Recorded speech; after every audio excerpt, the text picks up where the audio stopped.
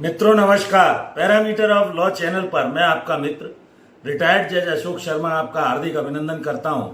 आज मैं कई व्यक्तियों के द्वारा मुझसे पूछा गया है कि नजुल भूमि क्या होती है, क्या इसको हम बेच सकते हैं। तो ये सारी नजुल की जमीन क्या होती है, इस बारे में मैं कानूनन कुछ जानकारी आपको देने जा रहा हूँ। ध्यान से सुनिए, विषय बहुत महत्वपूर्ण है। प्रायः नजुल भूमि या जमीन क्या होती है, इस कंसेप्ट और इसका मीनिंग क्या है, कौन सी भूमि नजुल भूमि है, क्या इसे ट्रांसफर किया जा सकता है, इसके अंदर कोई सेंट्रल वगैरह के रूल्स नहीं है। लॉ ऑफ नजुल लैंड ये राज्य सरकार के पास होती है और ऐसी भूमि जिसका मालिकाना हक राज्य सरकार का बना रहता है।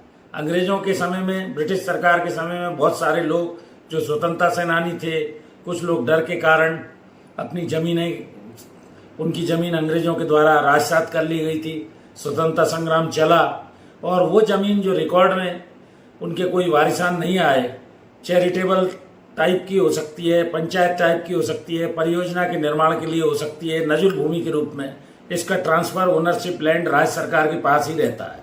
कुछ समय के लिए पट्टा जैसा इस पर दिया जा सकता है, लीज पे दिया जा सकता है, लेकिन जो आधिपत्य है वो हमेशा राज्य सरकार का रहता है, ये आपको जानना चाहिए।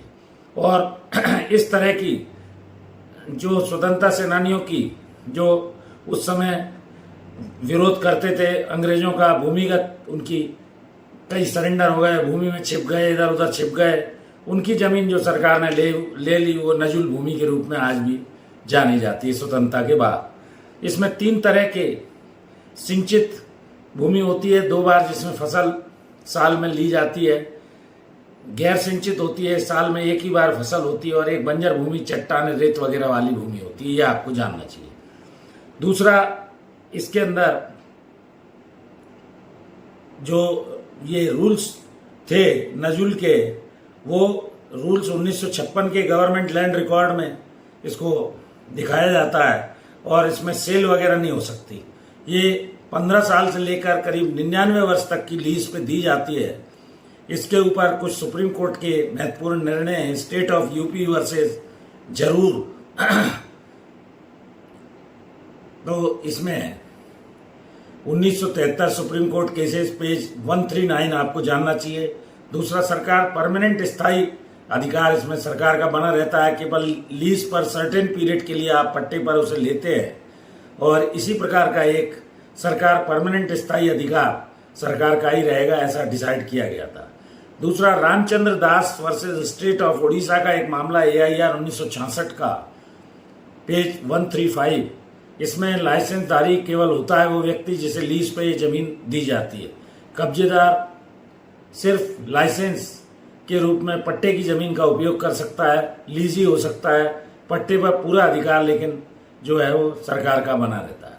तो ये केवल लाइसेंस की तरह पट्टे पर जमीन कुछ पीरियड के लिए फीस वगैरह जो भी लगती है, तो इस तरह नजुल की जमीन को मैंने संक्षेप में आपको बताया। जुड़ जाइए इस तरह की छोटी छोटी जानकारियों के लिए कि मालिकाना हक इसका राज्य सरकारों के पास ही है, इस पे कोई ऐसे विशेष नियम नहीं बने हुए हैं, और नजुल के जो ट्रांसफ़र करने के रूल्स हैं वो 1956 के गवर्नमेंट लैंड रिकॉर्ड में ही इसको चढ़ा कर रखा जाता है, ट्रांसफ़र नहीं किया जाता है, लीज पे दी जाती है। ये आपको जानना चाहिए। इस तरह कई लोग पूछते हैं क्या हम नजुल की ज़मीन को बेच सकते हैं। सावधान रहिए, क्योंकि इसका जो पोजीशन है वो स्टेट गवर्नमेंट के पास रहता है और वो ही इस पर कोई भी एक्शन कलेक्टर वगैरह या जो भी रेवेन्यू अथॉरिटीज़ हैं वो ले सकते हैं। धन्यवाद। ऐसी ही जानकारियों के लिए जुड़ जाइए पैरामीटर ऑफ लॉ चैनल से। एक और विशेष अनुरोध, मेरी धर्मपत्नी श्रीमती अर्चना शर्मा का भी यूट्यूब पर एक चैनल अर्चना RTF के नाम से है।